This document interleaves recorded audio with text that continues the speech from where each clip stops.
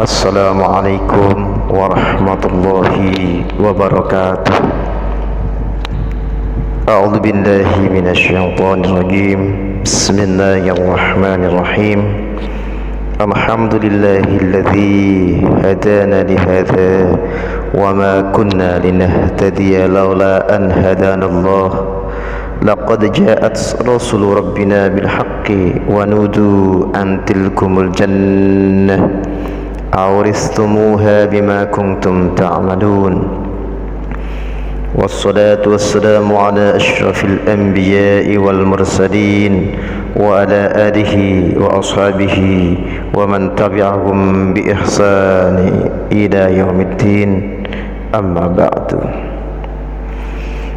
Yang terhormat para alim, ulama, semua pengurus NU di segala tingkatan, para sahabat, pendengar, dan warga Nahdlatul Ulama yang masih berkenan untuk memanfaatkan channel YouTube LDNU MWC Pamotan yang kami banggakan.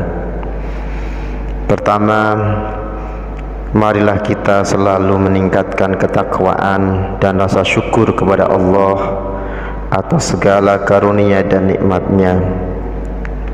Selanjutnya, salawat dan salam semoga tetap tercurah kepada junjungan kita Nabi Muhammad sallallahu alaihi wasallam beserta keluarga, sahabat, dan pengikutnya. Semoga kita mendapatkan syafaatul uzma di yaumil qiyamah. Kita manusia adalah makhluk yang serba komplit, makhluk beragama, makhluk individual, makhluk sosial yang selalu membutuhkan orang, baik dalam rangka pemenuhan kebutuhan individu maupun kebutuhan bermasyarakat, berbangsa, dan bernegara. Terutama dalam kaitan kehidupan bermasyarakat, berbangsa, dan bernegara, kebutuhan akan pemimpin menjadi sangatlah penting. Pada prinsipnya, kedudukan manusia di dunia itu adalah sebagai pemimpin, setidaknya pemimpin bagi dirinya sendiri. Selanjutnya memimpin keluarga, memimpin masyarakat, dan bahkan memimpin umat. Dan Allah menegaskan bahwa manusia memang diciptakan sebagai khalifah di muka bumi. Maka dari itu kita bertanggung jawab untuk mengolah, mengelola, memanfaatkan bumi dan menjaganya dari kehancuran, seperti yang termaktub dalam Quran surat Al-Baqarah ayat 30. Wa idh qala rabbuka lil malaikati inni ja'ilun fil ardi khalifah qalu ataj'alu fiha may yufsidu fiha wa yafsiku ad-dima wa nahnu nusabbihu bihamdika wa nuqaddisu lak qala inni a'lamu ma la ta'lamun.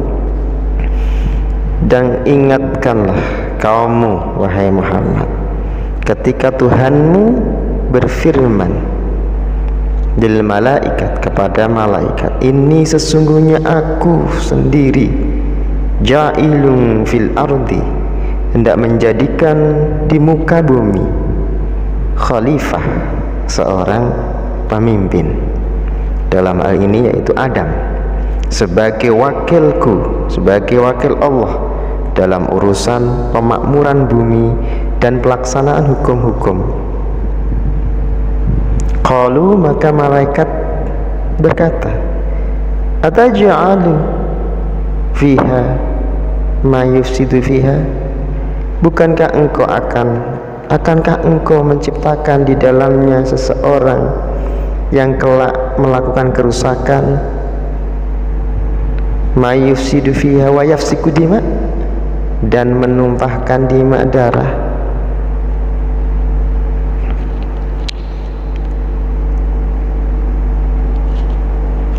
yaitu mengalirkan darah dengan saling membunuh, menyakiti, bertikai.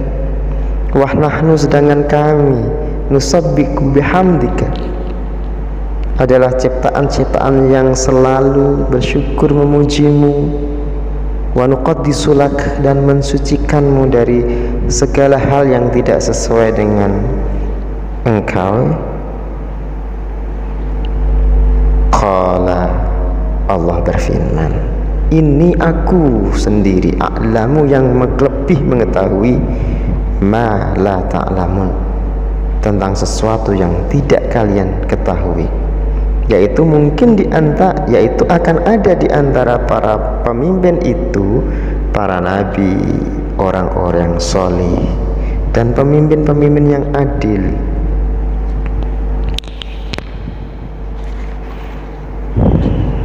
Baiklah, ada dua hal yang tadi saya utarakan, bahwa minimal kita menjadi pemimpin untuk diri sendiri.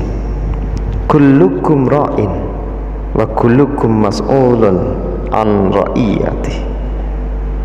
Hadis dari Ibnu Umar, kullukum, utawi setiap dari kalian itu, ra'in, pemimpin, wa kullukum, dan setiap dari kalian yang jadi pemimpin tadi, mas'ulun, akan dimintai pertanggungjawaban, an ra'iyati, atas yang dipimpinnya, rakyat.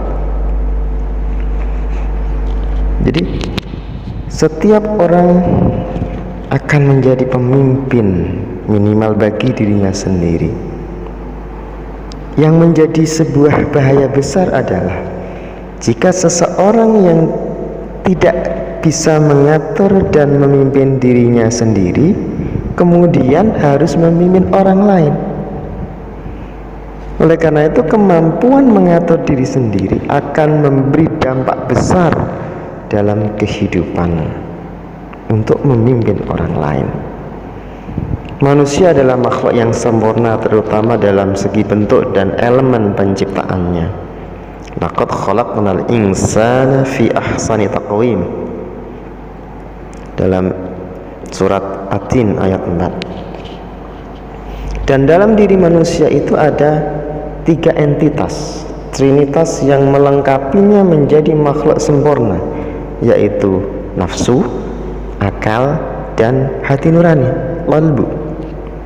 Nafsu bisa menjadikan manusia sosok yang terus berhasrat, sehingga nafsu manusia tidak akan pernah habis, dan manusia tidak akan pernah puas, karena nafsu yang tidak terbatas itu harus dipenuhi oleh dunia atau material yang serba terbatas.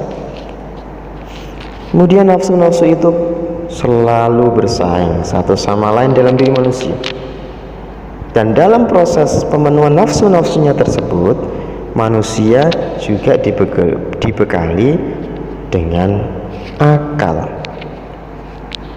Akal dalam hal ini berperan dalam memberikan petunjuk tentang sesuatu, tentang baik buruk, apa yang bernilai atau tidak bagi diri manusia itu sendiri.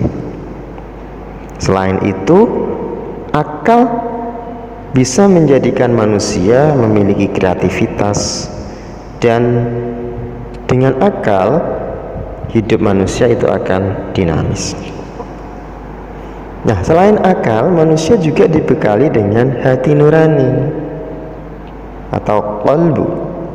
Qalbu ini bekerja sama dengan akal ketika merealisasikan nafsu dalam rangka menjadikan manusia itu lebih baik. Jika nafsu, terutama nafsu yang tidak baik, yang memimpin, apalagi dibantu dengan akal dan mengalahkan hati nurani, maka diri manusia akan terjerembab ke jurang kesengsaraan. Namun jika hati nurani yang memimpin, qalbu yang memimpin, dibantu dengan akal dan mampu mengendalikan nafsu, maka manusia akan terangkat derajatnya dan masuk ke dalam nikmat kebahagiaan.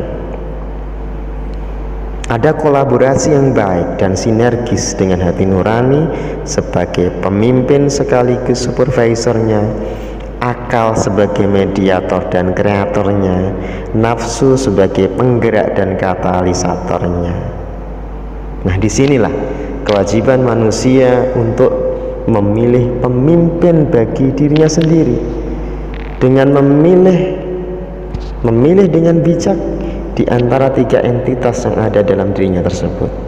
Milih nafsu sebagai pimpinan atau hati nurani sebagai pimpinan. Itu pemimpin untuk diri sendiri. Selanjutnya, manusia juga punya bakat, punya kesempatan untuk jadi pemimpin bagi orang lain atau umat. Dalam Islam telah diatur segala aspek kehidupan manusia, bukan hanya berbicara tentang ritual saja, tetapi menyangkut tentang tata cara hidup di dunia, mulai dari ibadah, muamalah, sampai kepada politik, sistem politik yang diantaranya adalah pemimpin suatu wilayah, Raisul Wilayah. Dengan adanya pemimpin, kondisi sosial umat manusia akan menjadi terpimpin ke arah yang lebih membangun dan berperadaban yang baik, sehingga kita diwajibkan untuk memilih pemimpin sebagaimana yang tercantum dalam dasar Quran dan hadis. Ini contoh di dalam Quran. Pemimpin pemerintahan adalah pemimpin yang menjalankan urusan pemerintahan, al-hakim, yang bertugas menerapkan hukum, munafizul hukum di tengah-tengah masyarakat.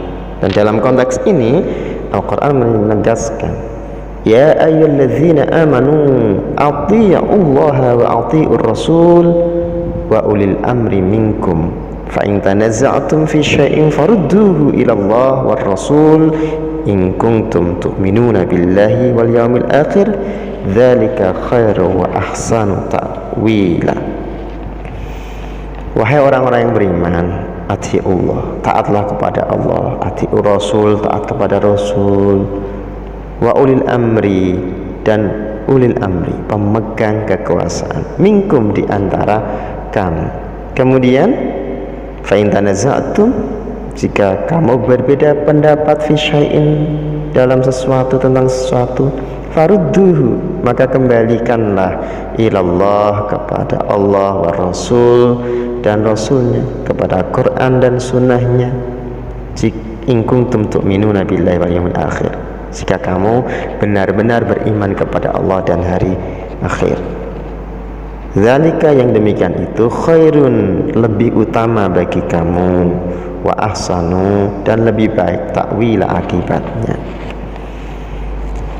Jadi artinya wajib memilih pemimpin, karena fi'il amar, fi'il perintah, itu dinisbatkan kepada sebuah kewajiban. Jadi hukumnya wajib menaati ulil amri, yaitu orang yang mendapatkan mandat untuk memerintah rakyat. Namun di sini tidak berlaku untuk semua ulil amri, halus minkum, ulil amri minkum, yaitu ulil amri di kalangan kita, dari kalangan kita. Kalau Indonesia ya dari penduduk Indonesia, tidak boleh mengambil pemimpin dari negara lain yang menjalankan hukum-hukum Allah, mestinya hukum-hukum negara. Berarti dilarang untuk menaati orang yang bermaksiat kepada Allah dan hukum-hukum yang berlaku dalam negara tersebut. Nah, logikanya kalau menaati ulil amri itu wajib, maka mengangkat atau memilih pemimpin hukumnya juga wajib. Yang kedua, dari hadis Nabi sebagai bukti seriusnya Islam memandang persoalan kepemimpinan, Nabi sallallahu alaihi wasallam bersabda, "Idza kana thalathatun fi safarin falyu'ammiru ahadahum." Idza kana, ketika ada, thalathatun, 3 orang, fi safarin, dalam bepergian, falyu'ammiru, maka mengangkatlah dari mereka, ahaduhum salah satu dari mereka. Fal yu'ammiru, angkatlah pemimpin, ahadahum salah satu dari mereka. Hadis riwayat Abu Dawud dari Abu Hurairah. Jadi hadis ini secara jelas memberi gambaran betapa Islam sangat memandang penting persoalan memilih pemimpin. Hadis ini memperlihatkan bagaimana dalam sebuah kelompok muslim yang sangat sedikit pun, hanya 3 orang pun, Nabi memerintahkan untuk memilih atau mengangkat salah seorang di antara mereka sebagai pemimpin, apalagi pada kelompok yang lebih besar. Dalam sebuah desa, kecamatan, kabupaten, kota, madya, provinsi, bahkan sebuah negara, sangatlah penting adanya seorang pemimpin untuk menjadi pengarah dan pengatur setiap sendi problematika yang terjadi dalam masyarakat. Oleh karena itu, kita wajib memilih pemimpin. Jadi frasa fi safarin, bepergian, menunjukkan bahwa ketiga orang tersebut mempunyai urusan yang sama, umur mushtarakah, sama-sama pergi. Kemudian bepergian itu sendiri hukumnya mubah, boleh secara syariat. Dari frasa tersebut ditarik kesimpulan, jika dalam urusan yang mubah saja mengangkat pemimpin hukumnya wajib, apalagi dalam perkara yang wajib, maka memilih pemimpin jadilah sangat wajib. Oke. Nah, pemimpin itu merupakan seseorang yang memiliki kewenangan yang sangat besar dalam menentukan arah dan kebijakan strategis yang dampaknya sangat besar bagi kehidupan umat di suatu wilayah tertentu, dan juga untuk meneruskan misi kenabian, memelihara agama, mengatur kehidupan di dunia, sehingga memilih pemimpin itu tidak hanya mencakup dimensi duniawi saja, namun juga harus dimensi ukhrawi, akidahnya. Untuk itu, dalam memilih pemimpin kita harus hati-hati dan bijaksana betul dengan mempertimbangkan hal-hal yang bersifat duniawi dan juga ukhrawi, selalu mengingat urusan akhirat dan tidak terlalu mementingkan urusan dunia, serta tetap berpegang teguh pada kaidah dalam Quran, hadis, dan hukum dalam pemerintahan tersebut. Terus bagaimana kita memilih pemimpin yang baik? Yang pertama, ikuti pola kepemimpinan Rasulullah. Lihatlah pribadi, sifat-sifat yang ada dalam diri Rasulullah. Jadi Rasulullah sebagai uswatun hasanah yang disebutkan dalam Quran surat Al-Ahzab ayat 21. Dan Rasulullah mempunyai sifat sidik, amanah, tabligh, fatonah. Sehingga kita bisa melihat, perhatikan pemimpin itu punya apa tidak sifat-sifat tersebut. Tapi jika kita kesulitan mendapati calon pemimpin yang mempunyai sifat tersebut secara total, tidak bisa mendekati 100% sifat tersebut, ya minimal bisa lebih dari 50% dari sifat-sifat tersebut. Yang kedua, berpedoman pada ayat-ayat Quran. Kita lihat kriteria-kriteria pemimpin yang ada, yang tercantum dalam Quran. Ada banyak sekali, misalnya di Quran surat Ali Imran ayat 28, An-Nisa ayat 138, 139, 144. Di dalamnya menyebutkan bahwa kita tidak dianjurkan, jadi kita tidak dianjurkan untuk memilih orang kafir sebagai pemimpin. Jadi jangan memilih orang kafir sebagai pemimpin. Kemudian Quran surat Al-Maidah ayat 57 juga tidak dianjurkan untuk memilih orang-orang yang membuat agamamu jadi buah ejekan dan permainan. Jadi jangan memilih orang-orang yang nantinya menjadikan agamamu jadi buah ejekan, olok-olokan, dan buah permainan, mempermainkan agama. Jangan pilih orang yang mempermainkan agama. Kemudian Quran surat At-Taubah ayat 23, tidak boleh, jangan memilih orang-orang yang lebih mengutamakan kekafiran atas keimanan. Berarti harus memilih orang-orang yang betul-betul beriman kepada Allah. Kemudian dalam Quran surat Al-Anbiya ayat 73, dianjurkan untuk memilih pemimpin yang selalu mengajak berbuat baik, mengerjakan sholat, menunaikan zakat, dan menjadi hamba Allah yang baik. Berikutnya, memilih pemimpin, silahkan kita berpedoman pada hukum dan aturan pemerintah yang berlaku sesuai dengan undang-undang. Kalau Indonesia sesuai dengan PBNU, Pancasila Bhinneka Tunggal Ika, Negara Kesatuan Republik Indonesia, dan Undang-Undang Dasar 1045 beserta undang-undang turunannya. Selanjutnya, kita juga bisa berpedoman pada nilai dan karakter budaya bangsa Indonesia. Karena kita orang Jawa, misalnya ya budaya Jawa.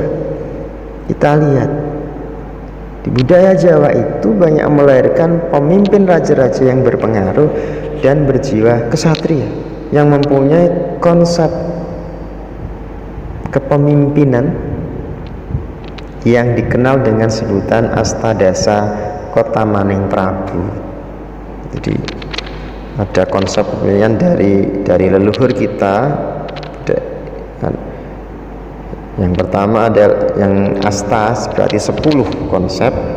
Ada Wijaya, sikap dan jiwa yang tenang, sabar, bijaksana, tidak panik saat ada masalah. Yang kedua Mantri Wira, mengutamakan nilai keadilan, kebenaran yang tercermin dari perilaku dan sikap sehari-hari terhadap orang lain. Yang ketiga Natangguhan, pribadi yang berusaha menjaga kepercayaan, tanggung jawab, jujur, dan handal dalam menjalankan setiap hal yang dipercayakan sebagai amanah tanpa memandang besar kecil. Yang keempat Sarjawa Upasama, rendah hati, tidak sombong, terlebih jika dia punya kuasa, tidak sombong. Yang kelima Masihi Samastabuana, mencintai alam semesta, melestarikan lingkungan hidup sebagai karunia Tuhan, mengelola dengan baik, bukan untuk memuaskan keuntungan pribadi. Yang keenam Nayaken musuh, dapat mengatasi lawan dan musuhnya, baik dari dalam maupun dari luar, termasuk dalam dirinya sendiri, nafsunya, sadripunya, dengan kemampuan dan kekuatan mental yang dia miliki. Yang ketujuh Waspada Purwoarto, selalu waspada dan mawas diri, introspeksi, selalu melakukan perbaikan dari kelemahan dan kekurangannya. Yang kedelapan Prasojo, pola hidupnya sederhana, aparigraha, tidak foya-foya, tidak bermegah-megahan. Yang kesembilan Dirotsaha, tekun, rajin bekerja, dipadukan dengan rasa cipta karsa, dan karyanya dapat bermanfaat bagi orang lain. Dan yang ke-10 Ambek Paramoarto, pandai menentukan prioritas dan mengutamakan hal-hal yang lebih penting dan berguna, dan mengesampingkan hal yang tidak bermanfaat atau sementara. Lalu bagaimana kalau kita merasa kesulitan mendapat kriteria ideal tersebut? Ya paling tidak satu, kita cari pemimpin yang mempunyai sifat-sifat yang mendekati ideal tersebut. Ada skala prioritas, urgensitas, dan kontekstualitas. Lihat kondisi sosial geografis dan kemasyarakatan, yang dibutuhkan lebih dulu apa, permasalahan yang mendesak yang bisa diatasi oleh orang macam apa, orang yang punya sifat bagaimana. Jadi ada skala prioritas, urgensitas, kontekstualitas. Yang kedua, pilihlah yang paling banyak memberikan manfaat, berbuat kebaikan, dan paling sedikit menimbulkan madarat, menimbulkan bahaya.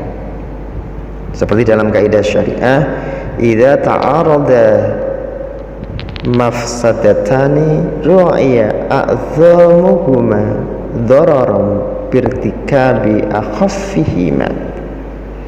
Idza ta'arada, jika kita melihat, jika kalian melihat mafsadatani, dua kerusakan, keburukan, ru'ya, yang harus diperhatikan adalah a'zamuhuma, yang mana di antara keduanya yang paling besar dororon, bahayanya, birtikabi, dengan mengerjakan akhafihima, yang paling ringan di antara keduanya. Jadi kalau dua-duanya misalnya sama-sama kurang baik, maka carilah yang lebih sedikit menimbulkan madarat. Kemudian juga kita juga bisa memilih orang yang paling banyak jasanya dalam hal kebaikan, mestinya yang berjasa kepada kita, kepada suatu wilayah, kepada bangsa dan negara, paling tidak sebagai tanda rasa terima kasih kita kepada orang tersebut yang berbuat baik dan berjasa dalam hal kebaikan. Karena ada la yashkurullaha man la yashkurun nas, la yashkuru, tidak bersyukur, Allah, kepada Allah, man, orang, la yashkuru, yang tidak bersyukur, an-nasa, ing manusia. Hadis riwayat Abu Dawud dan Tirmidzi juga, wa man lam yashkuril nas lam yashkurillah. Barang siapa yang tidak bersyukur kepada manusia, maka dia lam yashkurillah, tidak bersyukur kepada Allah. Jadi siapa yang tidak pandai berterima kasih atas kebaikan manusia, maka dia pun tidak akan pandai mensyukuri nikmat Allah. Karena kebaikan orang lain yang diterima itu sumbernya juga dari Allah. Itulah kira-kira yang bisa kita sampaikan. Semoga bermanfaat. Akhirul kalam, marilah kita selalu meningkatkan ketakwaan kita, rasa syukur kita, dan tak henti-hentinya bermunajat memohon pertolongan kepada Allah agar diberi pemimpin yang baik, yang selalu dekat dengan Allah dan selalu membawa kedamaian, ketentraman, dan kemakmuran rakyatnya. Ihdinas siratal mustaqim, siratal ladzina an'amta 'alaihim ghairil maghdubi 'alaihim waladdallin. Wa'fu minkum wallahul muwafiq ila aqwamit thariq. Wassalamu alaikum warahmatullahi wabarakatuh.